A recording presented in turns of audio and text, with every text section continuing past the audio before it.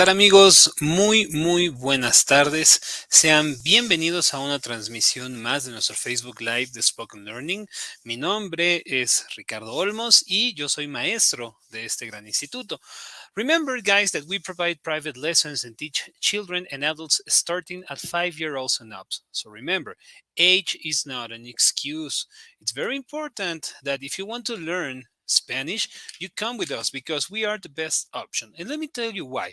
Because one simple reason, all the teachers are Hispanic teachers. We're all Latinos, we all know how to teach, and we have a lot of knowledge about it. So you will learn not only the grammar, not only the way that you're supposed to talk, but are going to learn how to speak like a local. Okay, so remember that you can ask for a private lesson, one lesson, and you can call for the number that is here, the number 1-832-413-3166, and you can schedule a private and a free trial lesson. So remember, all of our classes are tailored for you. We teach you by your own rhythm, the way that you want to learn, and most of it at your own way. Okay, we are going to teach you the things that you need to know, because maybe you have a lot of businesses with Latinos, maybe you had a lot of friends, maybe you just want to learn another language. Remember that learning another language is the best way to keep your brain working in a very good way. So today we are going to talk about one of the things that I most enjoy, that it's the food.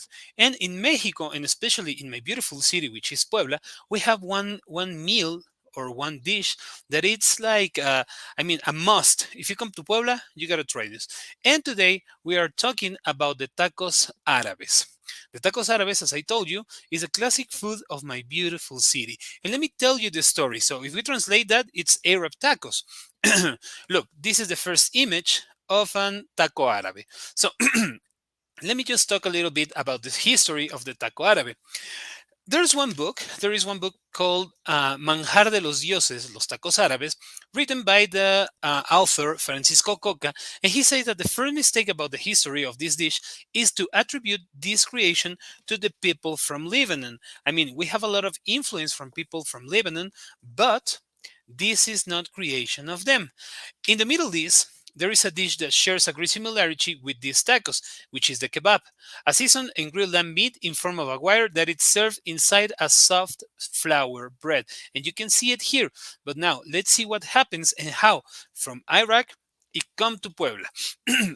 So it is that due to the conflicts that Iraq was going through at the end of the war of the First World War, the British occupation was looking for oil deposits, and many citizens left their place of origin to seek better living conditions. Remember that when you are in a war, you just gotta keep running and moving if you want to keep yourself alive and the people you love. Okay, war. They're the only people who lost wars are the people who doesn't fight. Okay, so two of these families, they managed to cross the Atlantic and reach our country, the Tapes and the Galeanas. Both families settled in Puebla and turned to the gastronomy of their place of origin to generate income and get ahead. Because remember, they come with nothing, practically with the clothes that they have and nothing else. So they come here and they start selling all the things that they knew the recipes. But what happened? The Galeana began to experiment with the original kebab recipe to adapt it to the living conditions and resources they have here. For example, they opted to switch from lamb to pork because it was easier to find. Remember that in all Latin America, it's easier to find pork than lambs. And they decided to fillet it for individual portions. So they changed that. And one of the things that they do also was to create the salsa. The original name of the salsa for the tacos árabes, is named Salsa California or California sauce. That we are going to talk about later on. So after they create this, they start to sell it. They start to bring a lot of new customers about it because people love that. So what happened there? It turns that Puebla hold this tradition, change it, make it more Mexican, and now it's one must that if you come to Puebla, you gotta try. Sorry, you gotta try the tacos árabes because they are delicious, they are spicy, they have everything for a great meal. So if you come to Puebla one day, please eat some tacos árabes, because if you don't, is if you like never visit Puebla, okay?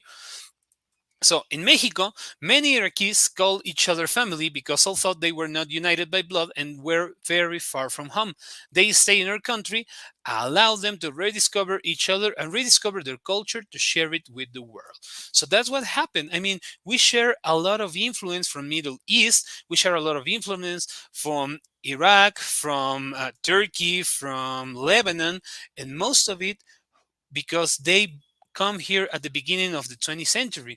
So please come to visit Puebla, come to visit Mexico, and if you want to visit my country, the best way that you could visit to enjoy it a little bit more is to learn how to speak in Spanish. Remember that we teach children and adults starting at 5-year-old and up, and you can call or text at the number 1832 413 3166, and you can schedule a private and a free trial lesson. So don't hesitate, don't think too much. If you want to learn, we are truly the best option.